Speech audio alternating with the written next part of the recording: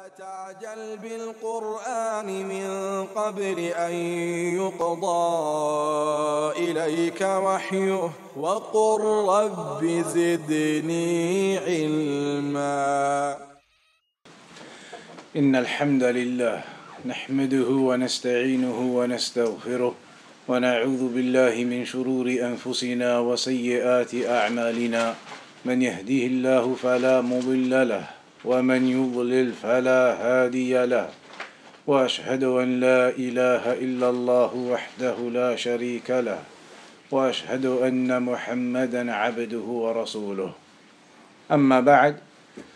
So carrying on then with Al-Aqidah Al-Wasitiyyah of Shaykh al-Islam Ibn Taymiyyah rahimahullah ta'ala, we got to the section now where he said, قوله وما وصف به نفسه في أعظم آية في كتاب الله حيث يقول الله لا إله إلا هو الحي القيوم لا تأخذه سنة ولا نوم له ما في السماوات وما في الأرض من ذا الذي يشفع عنده إلا بإذنه يعلم ما بين أيديهم وما خلفهم ولا يحيطون بشيء من علمه إلا بما شاء وسع كرسيه السماوات والأرض ولا يؤوده حفظهما وهو العلي العظيم.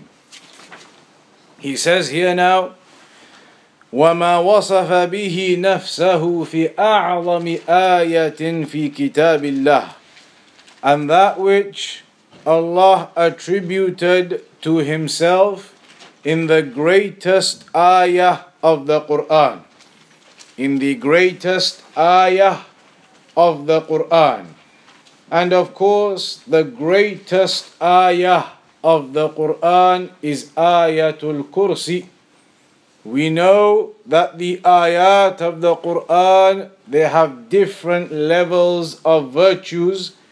Al-Quran yatafadal, or al-ayat, ayatul sifat tatafadal, that the ayat of the Quran, the different parts of the Quran, they have different levels of virtues.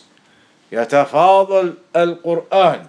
So for example, Ayatul Kursi is greater than, for example, Tabbat Yada Abi Lahab wa Tab. Ayatul Kursi has greater meanings of the names and attributes of Allah, talking about Al-Asma'u wa Sifat, whereas Tabbat Yada Abi Lahab wa Tab is talking about a mushrik and the end result of the mushrikeen in the hellfire. So there are differences in the ayat in terms of their meanings, and that's where you have the differences in their virtues.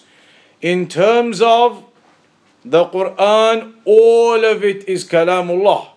So there is no difference between the ayat of the Quran in that respect.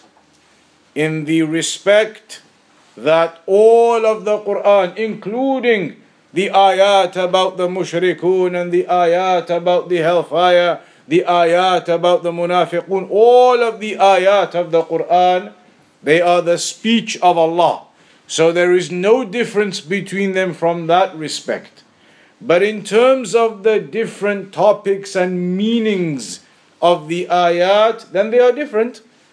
The ayat about Al-Asma'u wa Sifat, about the names and attributes of Allah, they are greater in virtue than the ayat that have the meanings about the mushrikun and the hellfire. So Ayatul Kursi, it is the greatest ayah of the Quran. So what do we have in this particular chapter of the Quran? This particular ayah of the Quran. There is a hadith, an evidence, the hadith in Sahih Muslim from Ubay ibn Ka'ab radiyallahu anhu, that the Prophet sallallahu alayhi wasallam asked أبي بن كعب أن النبي صلى الله عليه وسلم سأل أبي بن كعب قال أي آية في كتاب الله أعظم. He asked him, which ayah in the book of Allah is the greatest? فقال له الله لا إله إلا هو الحي القيوم. So then he mentioned to him this ayah. So this hadith in Sahih Muslim is an evidence that the Ayatul Kursi is the greatest ayah in the Quran. ففي هذا الحديث دليل على أن القرآن يتفاضل كما دل عليه أيضا حديث سورة الإخلاص. This therefore indicates, like we've just said, that the Quran has different virtues in the different ayat, in their meanings, just like we already spoke about Surah Al-Ikhlas, إِنَّهَا لَتَعْدِلُ ثُلُثَ الْقُرْآنِ, that it is equivalent to a third of the Quran. That is from the virtues mentioned about Surah Al-Ikhlas. So here there are these virtues mentioned about the ayah here, Ayatul Kursi. So you have to remember the important point there. باعتبار المتكلم به فإنه لا يتفاضل لأن المتكلم به واحد وهو الله عز وجل. In terms of it all being the speech of Allah, the Quran is equal. All of it is the speech of Allah. But باعتبار مدلولاته وموضوعاته فإنه يتفاضل. But in terms of what it is indicating and what the subject matters are, that's where the differences are between the ayat and the virtues of the ayat. So now here then, قول المؤلف حيث يقول الله لا إله إلا هو الحي القيوم. الآية في هذه الآية يخبر الله بأنه منفرد بالألوهية. In this ayah, Allah subhanahu wa ta'ala at the very beginning of Ayatul Kursi tells us that He is the one and single one to be worshipped. He is the one to be singled out with worship. Al-Uluhiyya, ifradullahi bi'af'alina, bi'ibadatina, that we single out Allah subhanahu wa ta'ala with our worship, with our actions. So right at the beginning of Ayatul Kursi, Allahu la ilaha illahu, that there is no deity worthy of worship in truth except He.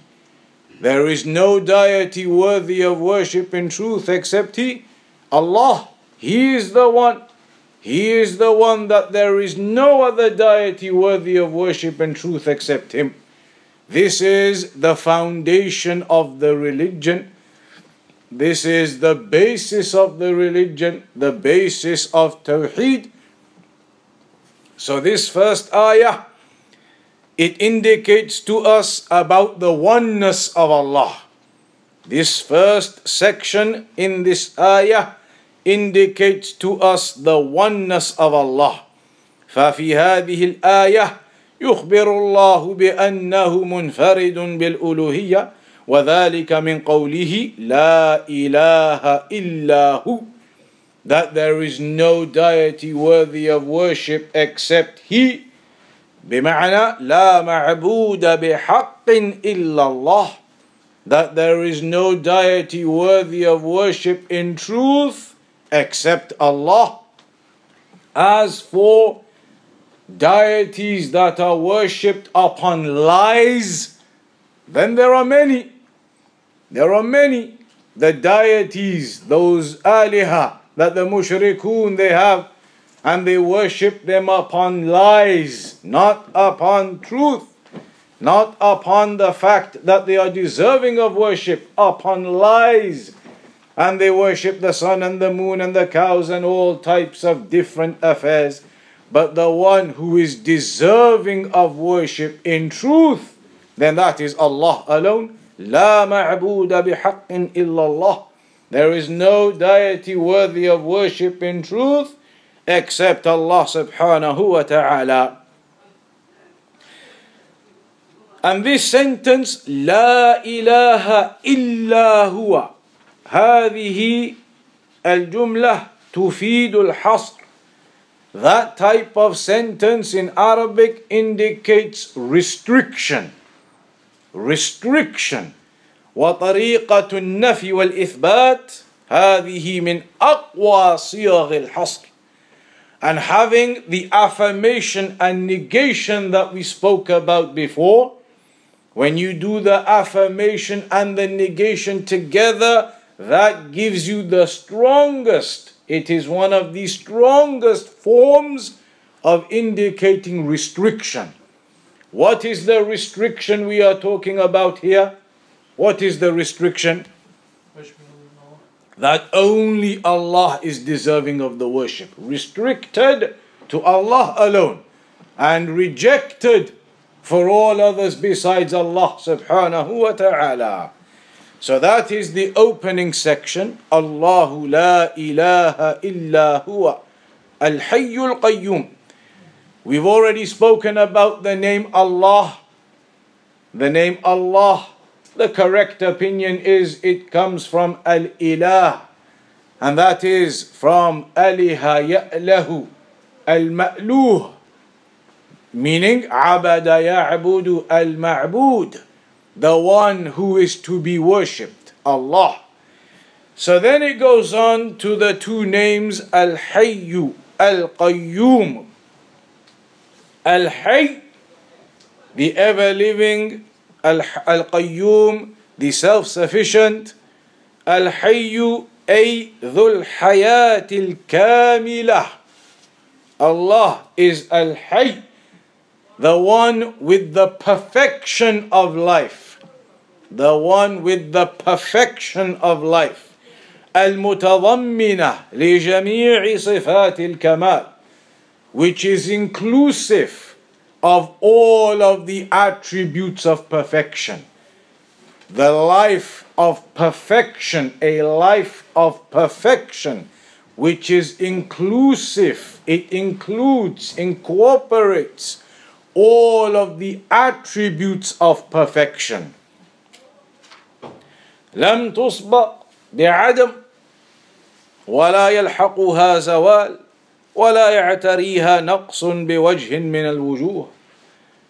And when we talk about Allah being Al-Hayy, the ever-living, in perfection, then there is no lack of existence prior to this. With us in creation, we are non-existent. Then we come into life. But that is not the case when we speak of Allah subhanahu wa ta'ala. There is no such thing as non-existence and then coming into life. No. Allah is the ever-living with the perfection and completion of life. No such thing as non-existence prior to life. That is us in creation, non-existent, and then you come into life. Not with Allah subhanahu wa ta'ala. And neither is the life of Allah attributed to any end. Us in creation, once again, here our lives on this world come to an end. But the life of Allah subhanahu wa ta'ala upon perfection and completion, there is no such thing as an end. And on top of that, in terms of the perfection of the life of Allah, there is no deficiency that comes upon it. Our lives in creation, full of deficiencies. But the life of Allah, when we say Al-Hayy, the ever-living perfection of life with no deficiencies from any aspect in any way. لا يعتريها نقص من الوجه بوجه من الوجوه. That there is no deficiency which occurs from any angle, from any aspect. So Al-Hayyu, this is one of the names of Allah subhanahu wa ta'ala, Al-Hayyu min Asma'illah, وقد تطلق على غير الله. This is one of the names of Allah, Al-Hayy. And you can sometimes use that name for other than Allah. It's possible that this name may be used for other than Allah. قال تعالى يخرج الحي من الميت. Like in the Quran, when Allah mentioned about His creation, He brings out the life from the death. So there is life in creation. But, however, لكن ليس الحي كالحي ولا يلزم من الاشتراك في الاسم التماثل في المسمى. And we've already spoken about this. Just because the title or the name is the same, it does not mean that there is any resemblance or comparison. There is no tamathul, no comparison or resemblance. The life in creation is not in any way comparable to the perfection and completion of the life of Allah subhanahu wa ta'ala. So that is Al-Hayy, أي الدائم الباقي الذي لا سبيل للفناء عليه. The one who is ever living and there is no possibility of an end. The ever living, Al-Hayy, with no possibility of any end. Whereas us in creation live and die. But with Allah subhanahu wa ta'ala, when we say Al-Hayy, then that is the perfection of life, ever living with no end and no prior beginning or non-existence before it. Then also Al-Qayyum. Al-Qayyum, this is with the meaning the one who is self-sufficient and sustains others. What's the English they give in your books? Al-Qayyum?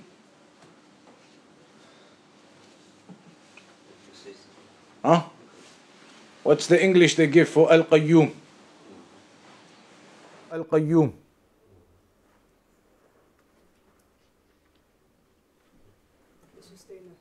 That's it, the sustainer. So they say the sustainer. But the meaning of Al-Qayyum is the one who is self-sufficient and sustains others. So self-sufficient and sustains others. They say they're the sustainer, but the one who is self-sufficient and sustains others. Because Al-Qayyum, أي القائم بنفسه المقيم لما سواه. Self-sufficient and sustaining others. So Allah is self-sufficient, meaning Allah does not require anything from the creation. But He is the one who sustains the creation. Al-Qayyum. And this is على وزن فعول وهذه من صيغ المبالغة وهي مأخوذة من القيام. So this is one of the forms of, in the Arabic language, one of the patterns or one of the scales that indicate excess. So Allah is the one greatly sustaining His creation and in complete ability of self-sustaining and sufficiency for Himself. So there is an element of greatness in that affair. So Al-Qayyum, the meaning of it is Al-Qa'imu binafsihi. فَقِيَامُهُ بِنَفْسِهِ يَسْتَلْزَمْ إِسْتِغْنَاؤُهُ عَنْ كُلِّ شَيْءٍ. So firstly, that Allah is self-sufficient means that Allah is in absolutely no need to anyone besides. Allah has no need or requirement or dependency on anyone, anything. Completely self-sufficient. لا يحتاج إلى أكل ولا شرب ولا غيرها وغيره لا يقوم بنفسه بل هو محتاج إلى الله عز وجل في إيجاده وإعداده وإمداده. So Allah subhanahu wa ta'ala has no requirements. It is not like us in creation, we need food and we need drink. Allah does not require any affair. But everyone else besides Allah, us in the creation, we are in need of Allah subhanahu wa ta'ala. So Allah is not in need of anyone, but we are in need of Allah. So that is the first meaning, al-qa'imu bi nafsihi. And the second meaning, al-qa'imu ala ghayrihi. That Allah subhanahu wa ta'ala is the one who sustains others, sustains His creation.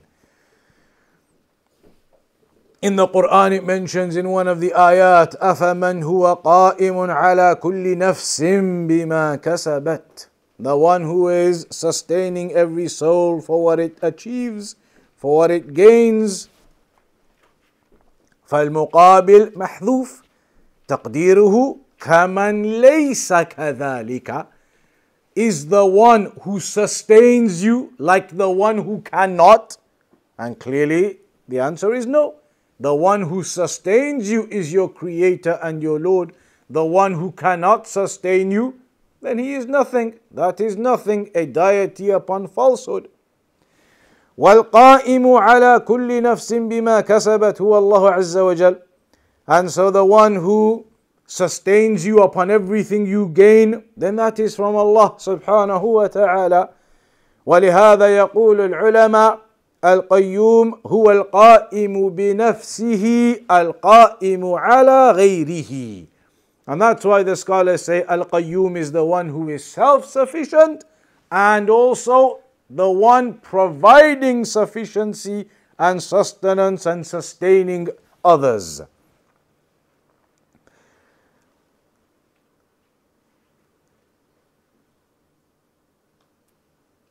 وَإِذَا كَانَ قَائِمًا عَلَى غَيْرِهِ.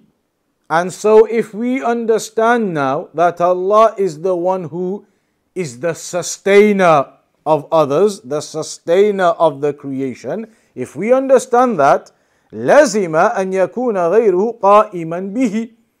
This therefore indicates that all of the creation we are sustained by Allah. If Allah is the one who sustains the creation, then we, in other words, are the ones who are in requirement of sustenance and to be sustained by Him. So for example, قال الله تعالى وَمِنْ آيَاتِهِ أَن تَقُومَ السَّمَاءُ وَالْأَرْضُ بِأَمْرِهِ. And from His signs is that the heavens and the earth, they are established by His command, meaning they are there and they are sustained by Allah subhanahu wa ta'ala. فهو إذن كامل الصفات وكامل الملك والأفعال. So Allah subhanahu wa ta'ala is the one who is complete in His attributes, in perfection of His attributes, and in perfection and completion of His dominion, of His kingdom, and of His actions. فَهَذَانِ الْإِسْمَانِ. So these two names, Al-Hayyu, Al-Qayyum, عَلَيْهِمَا مَدَارُ الْأَسْمَاءِ الْحُسْنَى وَإِلَيْهِمَا تَرْجِعُ مَعَانِيهَا جَمِيعُهَا. These two names, the scholars have said, all of the other names of Allah revolve around them. All of the other names of Allah revolve around them. And all of the meanings of the other names of Allah return back around them. Around Al-Hayyu Al-Qayyum. فَإِنَّ الْحَيَاةَ مُسْتَلْزِمَ لِصِفَاتِ الْكَمَالِ. Because Allah being Al-Hayy, the one with the perfection of life, indicates there must be a perfection of the attributes. There must be a perfection of the attributes. And the attributes, they are there from all of the other names of Allah. Every name has an attribute, and there are more attributes. All of those are indicated by the perfection of the life of Allah. There must be the perfection of attributes to Allah. وَالْقَيُّومُ مُتَضَمِّنٌ لِكَمَالِ غِنَاهُ وَكَمَالِ قُدْرَتِهِ. And the fact that Allah is Al-Qayyum, then this incorporates the perfection of Allah's self-sufficiency, not needing anyone or anything, and the perfection of His ability, the perfection of the power and ability of Allah. فإنه القائم بنفسه لا يحتاج إلى من يقيمه بوجه من الوجوه وهذا من كمال غناه بنفسه عما سواه وهو المقيم لغيره فلا قيام لغيره إلا بإقامته وهذا من كمال قدرته وعزته. انتهى من كلام ابن القيم بتصرف. So Ibn al-Qayyim generally paraphrased, he said Allah subhanahu wa ta'ala is the one who is self-sufficient and He is the one who does not require any form of sustenance from others. Rather, He is upon perfection and He is the one who sustains others and they are the ones who cannot sustain themselves without Him. So this indicates the perfection of the life of Allah and the sustenance, or Allah being the sustainer. Also, it is mentioned in a narration, هذان الاسمان هما الاسم الأعظم. In some narrations, the scholars, they have the difference, al-ismul a'zam, the greatest name, what is it? So some of them mention Allah is al-ismul a'zam. But there are also statements of the scholars, al-hayyul qayyum is al-ismul a'zam. So here, Shaykh al-Uthaymeen, he says, al-ismul a'zam is these two, إِذَا دُعِيَ اللَّهِ بِهِ أَجَابٍ. That if Allah subhanahu wa ta'ala is supplicated to, you call upon Allah with these names, then Allah replies. وَلِهَذَا يَنْبَغِي لِلْإِنسَانِ فِي دُعَائِهِ أَنْ يَتَوَسَّلَ بِهِ. And that's why it is suitable that a person, when he makes dua, that he seeks that dua to be answered via the names of Allah. So, فَيَقُولْ يَا حَيّْ يَا قَيُّومُ. وَقَدْ ذُكِرَ فِي الْكِتَابِ الْعَزِيزِ فِي ثَلَاثَةِ مَوَاضِعٍ. And these two names have been mentioned together in the Quran in 3 places. Al-Hayyu, Al-Qayyum, mentioned in the Quran together in 3 places. One of them is Ayatul Kursi. Another one, الثاني في سورة آل عمران الله لا إله إلا هو الحي القيوم. At the beginning of Surah Al Imran, at the start, ayah number 2. And الثالث in Surah طه وعنت الوجوه للحي القيوم. And that is the third, Taha 111. So these two names indicate the perfection of Allah subhanahu wa ta'ala. Then after that, it goes on, حيث يقول الله لا إله إلا هو الحي القيوم لا تأخذه سنة ولا نوم. That Allah is not overcome by slumber nor sleep. Allah is not overcome by slumber nor sleep. The slumber, لا تأخذه سنة, that is النعاس. That when a person is sleepy, the slumber. When a person is sleepy and fatigued and you're falling, your head is falling, you have that slumber and fatigue upon you. And that is something which occurs before the actual sleep. Before you actually fall asleep, you're in a state of slumber and tiredness and fatigue. So that is meant by that. لا تأخذه سنة ولا نوم. No, the slumber, that fatigue does not overcome Allah, and neither the actual sleep.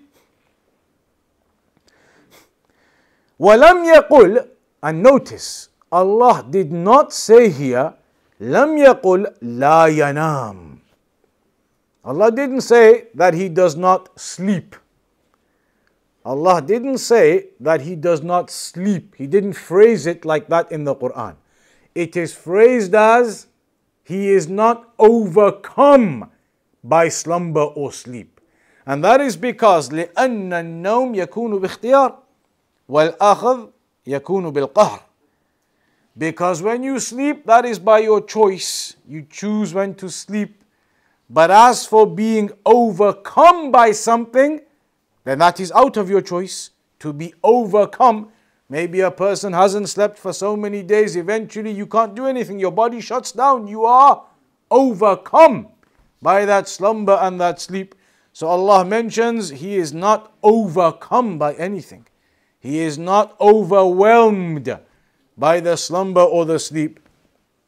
وَالنَّوْمِ مِنْ صِفَاتِ النَّقْصِ. Sleeping is from the attributes of deficiency. The fact that you have to sleep, it is an attribute of deficiency. فَالنَّوْمِ مِنْ صِفَاتِ النَّقْصِ. And that's why the Prophet ﷺ said in the hadith of Abu Musa al-Ash'ari in Sahih Muslim, إِنَّ اللَّهَ لَا يَنَامُ وَلَا يَنْبَغِي لَهُ أَنْ يَنَامُ. That Allah subhanahu wa ta'ala does not sleep, and it would not be suitable or appropriate or correct for Allah to sleep. Because sleeping is an attribute of deficiency. You are overcome by fatigue and you cannot operate until you sleep. It is a deficiency. وهذه صفة من صفات النفي وقد سبق أن صفات النفي لا بد أن تتضمن ثبوتا وهو كمال الضد. The fact that Allah has mentioned here sleep or slumber and sleep does not overcome him. Is this affirmation or negation?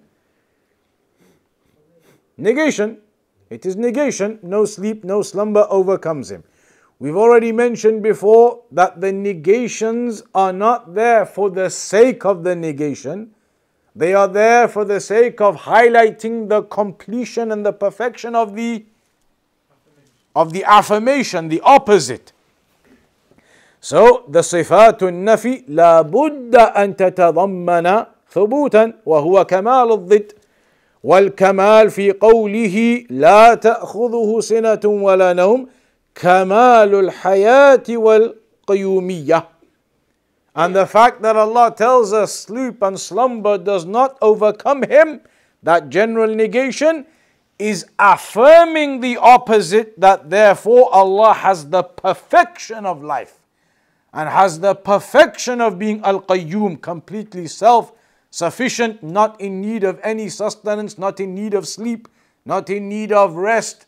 Allah is completely self-sufficient from any of those affairs. So the fact that Allah tells us this negation, it is affirming the perfection of Al-Hayyu Al-Qayyum, affirming the perfection of that. لأنه من كمال حياته أن لا يحتاج إلى النوم. Because from the perfection of life is that Allah does not require sleep. ومن كمال قيوميته أن لا ينام.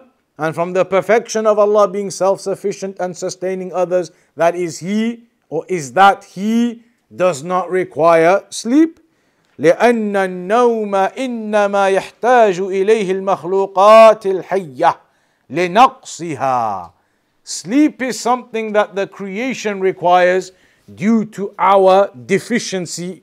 لأنها تحتاج إلى النوم من أجل الاستراحة من تعب سبق واستعدادة القوة لعمل المستقبل.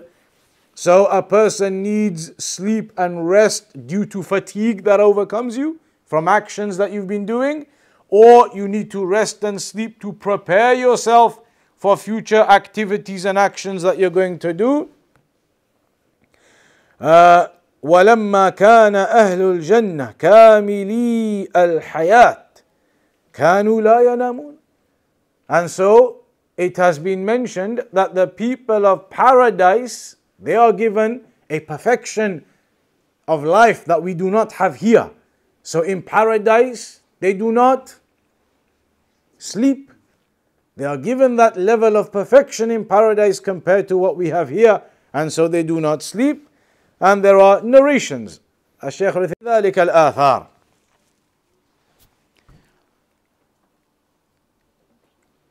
So this is an affirmation, therefore, of the perfection of Allah through mentioning this negation. Through mentioning this negation, no sleep, no slumber overcomes him. It therefore indicates the perfection of the opposite, which is that Allah subhanahu wa ta'ala has the perfection of life without any deficiency and does not require any sleep and is not overcome by fatigue or tiredness. So remember the principle, when a negation occurs, it is general, because the real purpose behind it is to give you the affirmation of the perfection in the opposite of it. Then after that, he goes on to mention, the author mentions the full Ayatul Kursi, لَهُ مَا فِي السَّمَاوَاتِ وَمَا فِي الْأَرْضِ. That to Allah subhanahu wa ta'ala belongs everything that is in the heavens and the earth. Everything that is in the heavens and the earth. So, lahu allam hadhihi lil milk, that this is indicating possession, belonging to Allah. Belonging to Allah is all of this perfection of kingdom and dominion. ما في السماوات من الملائكة والجنة وغير ذلك مما لا نعلمه. That which is in the heavens, all in the dominion and kingdom of Allah, from the angels and paradise and other affairs that maybe we are not aware of. وَمَا فِي الْأَرْضِ مِنَ الْمَخْلُوقَاتِ كُلِّهَا. And everything in the earth is in the kingdom and dominion of Allah, from all of the creation within the earth. الْحَيَوَانُ مِنْهَا وَغَيْرُ الْحَيَوَانِ. All of the animals and other than the animals. Also, the fact that it mentions here ما في السماوات, what is in the heavens, is that singular or plural? Plural. So that indicates تفيد أن السماوات عديدة وهو كذلك. وقد نص القرآن على أنها سبع. قل من رب السماوات السبع ورب العرش العظيم. And so it indicates there are multiple heavens, and in the Quran it indicates that there are 7 heavens, and so it mentions, say, who is the Lord of the 7 heavens and the great throne. But what about al-ard? As-samawat, clear in the Quran, قُلْ مَنْ رَبُّ السَّمَاوَاتِ السَّبْعِ. But what about the ard? Is it just 1 or is it 7? 7? So here it mentions وَالْأَرَضُونَ أَشَارَ الْقُرْآنُ إِلَىٰ أَنَّهَا سَبْعٌ بِدُونِ تَصْرِيحٍ. In the Quran it mentions that the earths are 7 without explicitly mentioning it. وَصَرَّحَتْ بِهَا السُنَّةِ. But in the Sunnah it is explicitly mentioned. So Allah said in the Quran, اللَّهُ الَّذِي خَلَقَ سَبْعَ سَمَاوَاتٍ وَمِنَ الْأَرْضِ مِثْلَهُنَّ. That Allah subhanahu wa ta'ala created the 7 heavens, and from the earth similar to that.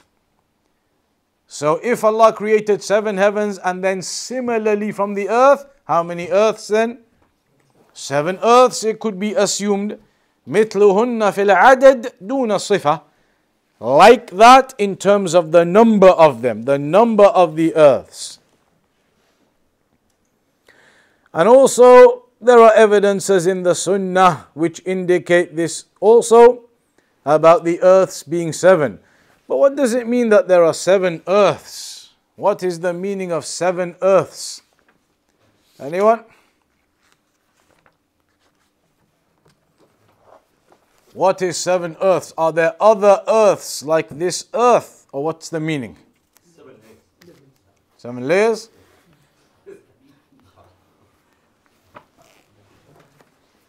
There are differences. The scholars have explained different explanations about the 7 earths. So some of them say, maybe there are 7 earths, like this earth, there are other earths. But others have said maybe the layers. You know, if you do geography, they tell you about the mantle and the crust and all the layers, and you go down to the core layers of the earth. They say maybe the 7 layers of the earth. Others, they say maybe it's the continents, the qarat, the different continents on the earth, Asia, Europe, America, 7 lands on the earth. Maybe these are different explanations the scholars have given regarding what the 7 earths may be. So we have to conclude upon that today then. We'll continue with the next section next week, insha'Allah ta'ala. وصلى الله على نبينا محمد وعلى آله وصحبه وسلم.